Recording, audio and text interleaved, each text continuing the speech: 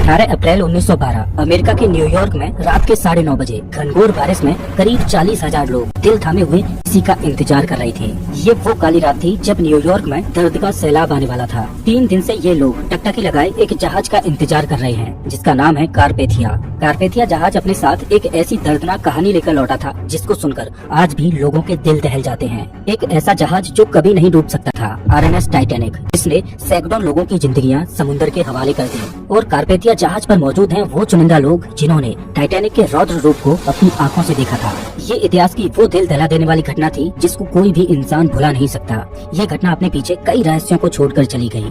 10 अप्रैल 1912 को जब Titanic Britain के साउथहैम्पटन से न्यूयॉर्क जाने के लिए अपनी पहली यात्रा के लिए तैयार था, तब वहाँ पर एक अलग ही माहौल था, क्योंकि लोगों ने टाइटैनिक के बारे में इतना सुन रखा था कि वो टाइटैनिक की विशालता और उसकी सुंदरता को देखने के लिए उमड़ पड़े। ऐसा माना जाता है कि करीब 1 लाख से भी ज्यादा लोग टाइटैनिक की भव्यता को देखने के लिए आए थे। और इतनी भीड़ टाइटैनिक को देखने क्यों न आती, क्योंकि टाइटैनिक था ही इतना भव्य। ये जहाज 269 मीटर लंबा था और इसकी ऊंचाई करीब 53 मीटर थी, जो एक 8 मंजिला ऊंची इमारत से भी ज्यादा ऊंचा था। ये जहाज बाहर से देखने में जितना भव्य लगता था, उससे ज्यादा आलीशान तो ये अंदर से था। ये इतना लग्जूरियस जहाज था कि इसमें 2 बड़े-बड़े ground stairs, heated swimming pool, gym, 4 restaurant, library, Turkish bath, electric bath और बार्बर शॉप इत्यादि थे। ऐसा मानो कि टाइटैनिक एक चलता फिरता लग्जूरियस होटल था जिसमें हर तरह की सुविधा मौजूद थी। टाइटैनिक लग्जरी के मामले में तो खास था ही, लेकिन एक और बात टाइटैनिक को खास बनाती, वो थी टाइटैनिक की सेफ्टी। ये उस समय दुनिया का सबसे बड़ा, सेफ और मजबूत जहाज था। टाइटैनिक को इस तरह से बनाया गया था कि इसका दूसरा नाम ही अनसिंकेबल था, मतलब कभी न डूबने वाला जहाज। और देखा जाए तो टाइटैनिक था भी एक ऐसा जहाज जो कभी नहीं डूब सकता था, क्योंकि इसको बनाया ही कुछ इस तरह से गया था, क्योंकि इसमें डबल बॉटम हल का इस्तेमाल किया गया था। दरअसल हल जहाज के इस बाहरी आवरण को बोला जाता है जो जहाज को मजबूती देता है। ये स्टील का बना एक मजबूत स्ट्रक्चर होता है। इसे आप जहाज की रीढ़ की हड्डी भी बोल सकते हो। ये जहाज की मेन बॉडी होता है। टाइटैनिक का ये हल वैसे तो मजबूत था ही, लेकिन इसे और ज्यादा सेफ बनाने के लिए टाइटैनिक के इस निचले वाले हिस्से यानी बॉटम में डबल हल का इस्तेमाल किया गया था। दरअसल समुद्र में कोई शिप चलती है तो उसका ज्यादातर इस निचले वाले हिस्से में किसी अंदरूनी चट्टान या अन्य चीजों से टकराने का डर रहता है। तो टाइटैनिक का डबल बॉटम हल होने की वजह से अगर इसका निचला वाला हल किसी इम्पैक्ट में टूट भी जाए तो दूसरा हल टाइटैनिक को सुरक्षित रखेगा और इसे डूबने से बचा लेगा। और टाइटैनिक का दूसरा सेफ्टी फीचर इसे और ज्यादा सेफ बना देता है। दरअसल टाइटैनिक को 16 वाटर टाइट कंपार्टमेंट्स में डिवाइड किया गया था। दरअसल जहाज का ये निचला वाला भाग शिप का मेन पोर्शन होता है जो पानी के अंदर चलता है। अब अगर मानकर चलो कि जहाज के इस वाले हिस्से में कहीं पर भी कोई छेद हो जाए तो धीरे धीरे जहाज के अंदर पानी भरने लगेगा और कुछ समय बाद जहाज पानी के अंदर डूब जाएगा। लेकिन टाइटैनिक के इस निचले हिस्से को 16 वाटर टाइट कंपार्टमेंट्स में बांटा गया था। इससे फायदा ये होने वाला था कि अगर बाई चांस जहाज साइड से किसी चट्टान से टकराता है और उसमें लीकेज होता है तो जहाज का जो कंपार्टमेंट क्षतिग्रस्त हुआ है केवल उसी में पानी भरेगा और बाकी के कंपार्टमेंट्स में पानी फ्लो नहीं करेगा, जिससे जहाज डूबने से बच जाएगा। और टाइटैनिक इतना बड़ा जहाज था कि अगर इसके 16 में से 4 कंपार्टमेंट्स में भी पानी भर जाए तो भी ये डूबने वाला नहीं था। और ऐसा होना एक असंभव सी बात थी कि इसके एक साथ 4 से ज्यादा कंपार्टमेंट्स डैमेज हो जाएं, क्योंकि ये कंपार्टमेंट्स बहुत बड़े बड़े थे। तो भला कोई चट्टान भी इस जहाज को कैसे डुबो सकती थी। इसी वजह से इस जहाज को कभी न डूबने वाला जहाज यानी अनसिंकेबल बोला जाता था। टाइटैनिक को व्हाइट स्टार लाइन कंपनी ने करीब 3 सालों में बनाकर तैयार किया था। 2 अप्रैल 1912 को टाइटैनिक जहाज बनकर तैयार हो चुका था और इसके कुछ दिन बाद यानी 10 अप्रैल 1912 को इसे अपनी पहली यात्रा के लिए तैयार किया जाता है। इस जहाज में उस जमाने के बड़े बड़े लोग बैठे थे। इसमें कुछ ऐसे प्रवासी भी थे जो अमेरिका जाकर एक नए जीवन की शुरुआत करने वाले थे। इस जहाज के कप्तान थे 62 साल के एडवर्ड जॉन स्मिथ, जो कि एक अनुभवी कप्तान थे। ऐसा माना जाता है कि ये इनका आखिरी सफर था। इसके बाद ये रिटायरमेंट लेने वाले थे। इस जहाज पर करीब 2240 पैसेंजर्स और क्रू मेंबर्स थे। वैसे तो साउथहैम्पटन से न्यूयॉर्क पहुंचने में 7 से 8 दिनों का समय लगता था, लेकिन टाइटैनिक उस जमाने का सबसे तेज चलने वाला जहाज था। तो व्हाइट स्टार लाइन कंपनी चाहती थी कि ये जहाज 6 दिनों में न्यूयॉर्क पहुंचे और लोग टाइटैनिक की भव्यता के साथ साथ इसकी रफ्तार को भी जाने। इस वजह से कंपनी की ओर से टाइटैनिक के कैप्टन स्मिथ को जहाज को फुल स्पीड से चलाने के इंस्ट्रक्शंस मिले हुए थे। टाइटैनिक को बने हुए अभी ज्यादा समय नहीं हुआ था और न ही टाइटैनिक के सेफ्टी टेस्ट और ट्रायल्स हुए थे, लेकिन फिर भी टाइटैनिक को एक लंबी यात्रा के लिए तैयार किया जा रहा था और इसका एक बहुत बड़ा कारण था। दरअसल व्हाइट स्टार लाइन कंपनी की एक और शिप थी ओलंपिक, जो देखने में तो टाइटैनिक की तरह ही थी, लेकिन वो इससे थोड़ी छोटी थी। इस वजह से ओलंपिक शिप को टाइटैनिक की बहन बोला जाता था। मार्च 1912 को ओलंपिक शिप में खराबी आ गई थी। इस वजह से ओलंपिक इमरजेंसी में बंदरगाह पर रिपेयर होने के लिए आई। अब ये शिप इतनी बड़ी होती है कि इनको रिपेयर होने में कई महीनों का समय लग जाता है, तो इस वजह से व्हाइट स्टार लाइन कंपनी का बिजनेस इन महीनों में बंद पड़ जाता। तो कंपनी ने अपने बिजनेस को जारी रखने के लिए अगले ही महीने यानी अप्रैल में अपनी नई शिप टाइटैनिक को लॉन्च करने का फैसला किया। अब क्योंकि ये टाइटैनिक की पहली यात्रा थी, जिस वजह से टाइटैनिक के क्रू में कुछ अनुभवी लोगों का होना भी जरूरी था। इस वजह से टाइटैनिक के कुछ क्रू मेंबर्स को हटाकर ओलंपिक के कुछ क्रू मेंबर्स को टाइटैनिक के क्रू में शामिल किया गया। टाइटैनिक का एक ऑफिसर था डेविड ब्लेयर, इसको हटाकर इसकी जगह पर ओलंपिक के एक ऑफिसर को इसकी जगह पर ड्यूटी पर नियुक्त किया गया। तो डेविड ब्लेयर जब शिप को छोड़कर अपने घर जा रहा था तो वो गलती से अपने लॉकर की चाबी को भी अपने साथ ले आया और दुर्भाग्य से टाइटैनिक पर मौजूद इकलौता दूरबीन भी उसी लॉकर में बंद था। डेविड ब्लेयर के द्वारा की गई ये छोटी सी गलती आगे चलकर टाइटैनिक को डुबो देती है। आखिर वो घड़ी आ ही गई जब 10 अप्रैल 1912 को टाइटैनिक अपने पहले ऐतिहासिक सफर पर रवाना होता है। कैप्टन स्मिथ भली भांति जानते थे कि साल के इन महीनों में समुद्र में बहुत ज्यादा आइसबर्ग मिलते हैं। इस वजह से उन्होंने खतरे को भांपते हुए नॉर्दर्न रूट के सीधे रास्ते को छोड़ते हुए साउदर्न रूट के इस थोड़े लंबे रास्ते को चुना। दरअसल आइसबर्ग समुद्र में मौजूद छोटे छोटे बर्फ के पहाड़ होते हैं। ये बर्फ के पहाड़ ग्लेशियर से टूटकर समुद्र की लहरों के साथ बीच समंदर में आ जाते हैं। आप इस मैप को देखिए, इसमें ग्रीनलैंड से बर्फ के ये छोटे छोटे पहाड़ टूटकर इस रास्ते के द्वारा अटलांटिक ओशियन में पहुंचते हैं। तो ये वाला जो रीजन है, इसमें अप्रैल के महीने में बहुत ज्यादा आइसबर्ग टूटकर आते हैं।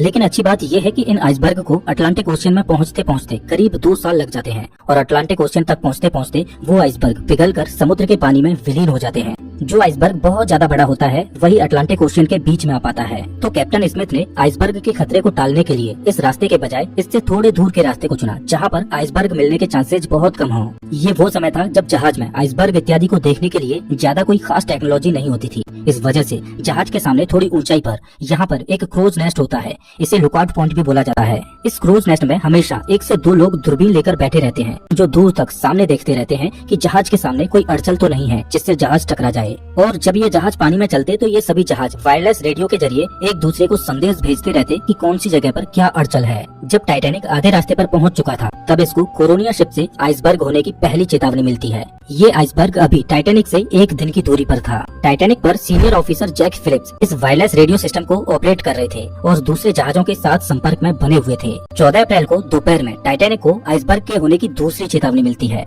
वायरलेस ऑपरेटर जैक फिलिप्स इन चेतावनियों के बारे में जहाज के कप्तान को आगाह करते हैं। टाइटैनिक के इस पहले सफर पर टाइटैनिक का मालिक जोसेफ ब्रूस भी था। जब कैप्टन स्मिथ ने जहाज के मालिक ब्रूस स्मेथ को आइसबर्ग की मिलने वाली चेतावनियों के बारे में बताया तो ब्रूस स्मेथ ने इन चेतावनियों को नजरअंदाज कर दिया, क्योंकि उसका मानना था कि समुद्र में आइसबर्ग मिलना एक आम बात है और जिस जहाज में वो बैठे हैं वो एक मजबूत और कभी न डूबने वाला जहाज है। और ब्रूस स्मेथ नहीं चाहता था कि इन चेतावनियों की वजह से जहाज की स्पीड कम हो और जहाज अपने निर्धारित समय से लेट पहुंचे। इसके बाद टाइटैनिक को आइसबर्ग की 5 बार और चेतावनियां मिलती हैं और टाइटैनिक को जो आखिरी चेतावनी मिली वो एसएस कैलिफोर्नियन जहाज से मिलती है। रात हो चुकी थी और दुर्भाग्य से आज आसमान में चांद भी नहीं निकला था, जिस वजह से विजिबिलिटी बहुत कम थी और क्रूज नेस्ट में बैठे लोगों के पास दूरबीन भी नहीं था जिससे वो दूर से ही सामने आने वाली अड़चन को देख पाए। टाइटैनिक अपनी फुल स्पीड 40 किलोमीटर प्रति घंटे की रफ्तार से चल रहा था और आइसबर्ग से टाइटैनिक अभी 2 घंटे की दूरी पर था। घनघोर अंधेरे में समुद्र के पानी को तेजी से चीरते हुए टाइटैनिक आगे बढ़ता ही चला जा रहा था, बिना इस बात की परवाह किए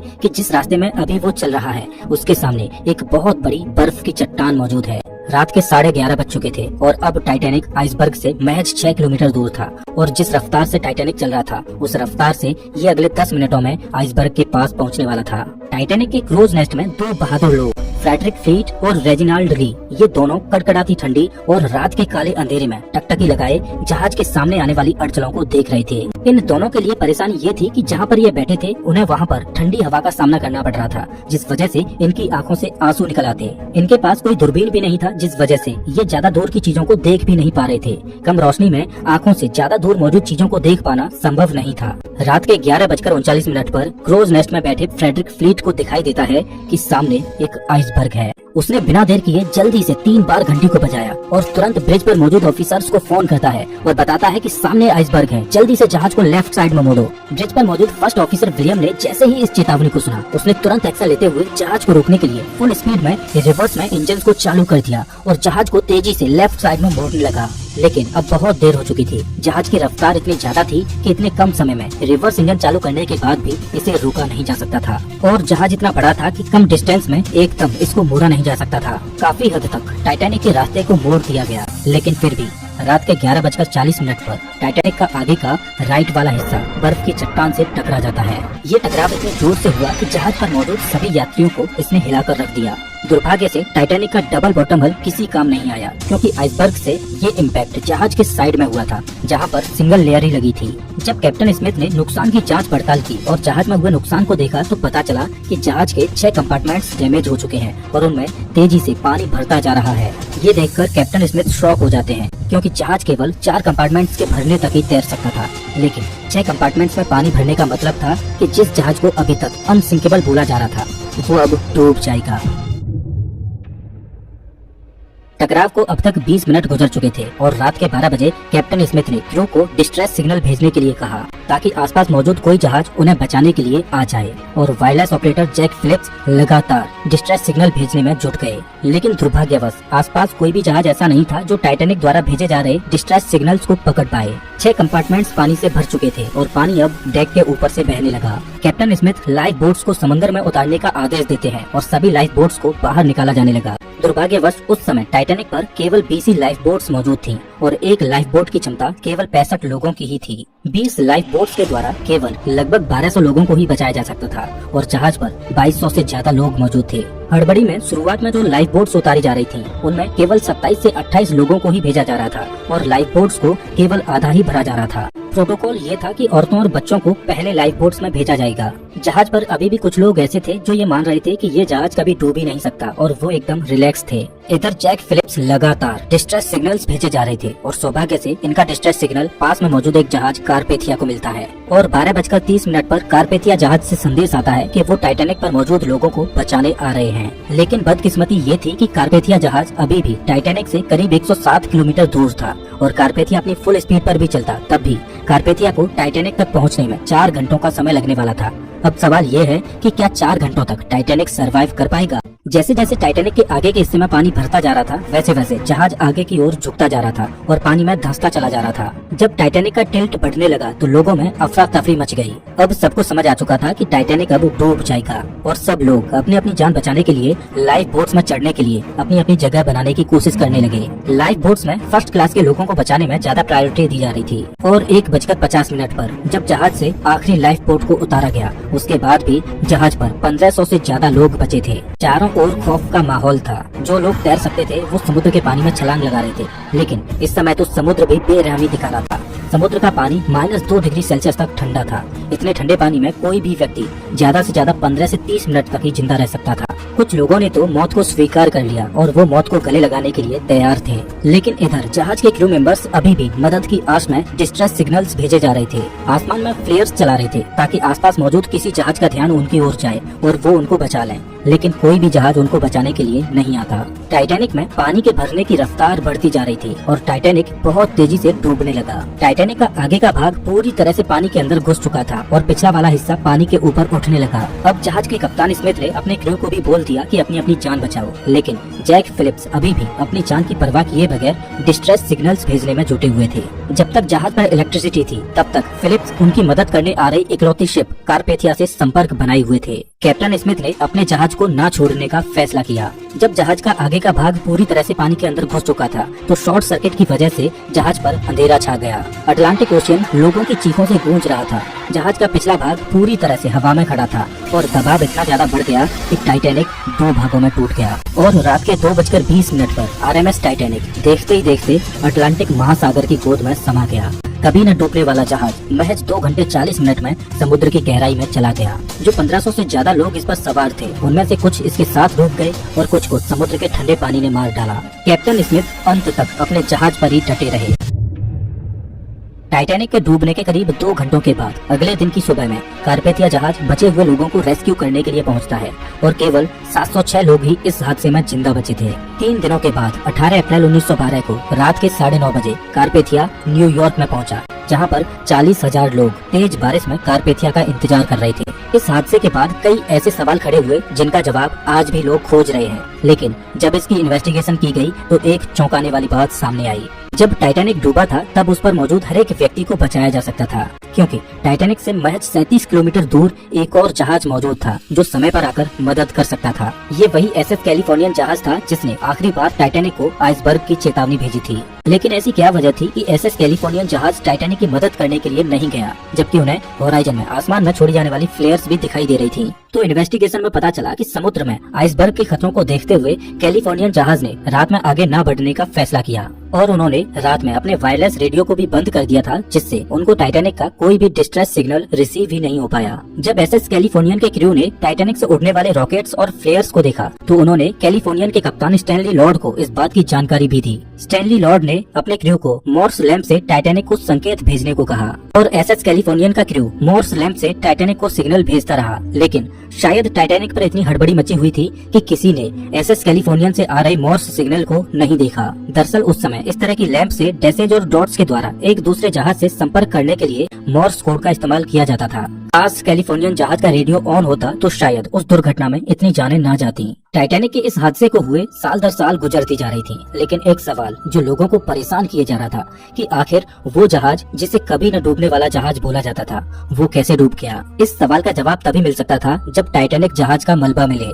खूब सारी खोजबीन की, लेकिन अटलांटिक महासागर ने टाइटैनिक को अपनी गोद में ऐसे छुपा रखा था कि उसका मलबा किसी को मिल ही नहीं रहा था। आरएमएस टाइटैनिक के मलबे को समुद्र की गहराइयों में ढूंढते ढूंढते 70 सालों से भी ज्यादा का समय गुजर चुका था। तब जाकर सितंबर 1985 में पहली बार टाइटैनिक के मलबे की झलक देखने को मिली। अमेरिकन ओशियनोग्राफर रॉबर्ट बेलार्ड वो व्यक्ति थे जिन्होंने टाइटैनिक के मलबे को खोज निकाला था और जब से टाइटैनिक का मलबा मिला है तब से लेकर आज तक इस पर कई बार खोजबीन होती रही है। लेकिन टाइटैनिक के मलबे पर की गई शोधों ने इस बात की गुत्थी को सुलझा दिया कि ये अनसिंकेबल जहाज आखिर क्यों और कैसे डूबा। ओशियनोग्राफर्स के होश उड़ गए जब उन्होंने टाइटैनिक के मलबे को देखा, क्योंकि टाइटैनिक समुद्र के बॉटम में 2 हिस्सों में टूटा पड़ा है। जहाज का आगे का हिस्सा बहुत ही अच्छी कंडीशन में है, लेकिन पिछला वाला हिस्सा इतनी बुरी कंडीशन में है कि उसको देखकर ऐसा लगता है कि ये टाइटैनिक का दूसरा भाग है ही नहीं और पिछला वाला हिस्सा फ्रंट वाले हिस्से से करीब 2000 फीट की दूरी पर है। काफी खोजबीन के बाद पता चला कि जब टाइटैनिक को बनाया गया था तब इसमें टाइटैनिक के हल को मजबूती देने के लिए जो रिवेट्स लगाई गई थी